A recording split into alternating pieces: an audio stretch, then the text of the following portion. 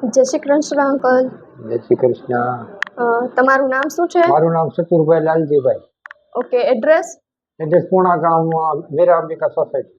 Okay, શું તકલીફ છે તમને? મારે અંડળીની અંદર ગાંઠ આવી છે.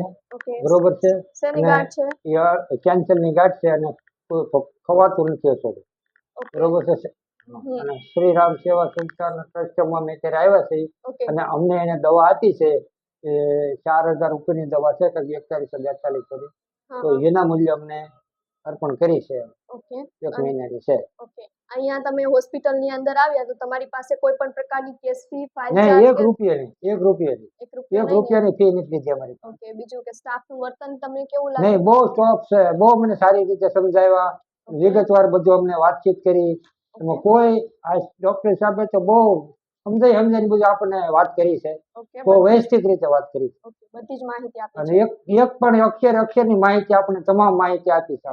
ઓકે, કોઈ બાકી નથી. તમે લોકોને શું સલાહ આપશો હોસ્પિટલ વિશે? હોસ્પિટલ અમે સારી સલાહ આપશે કે ભાઈ અમને આવી રીતે સલાહ આપી છે, અમને આવી રીતે દવા આપી છે, એમાં કોઈ અમારી પાસે પૈસો લેતે 1 રૂપિયો લીધો નથી. બરોબર છે. શ્રી રામ સેવા સંસ્થા ટ્રસ્ટ વાળાએ અને અમને બહુ સારી સુવિધા, સારી બધું આપ્યું છે. Okay, thank you so much.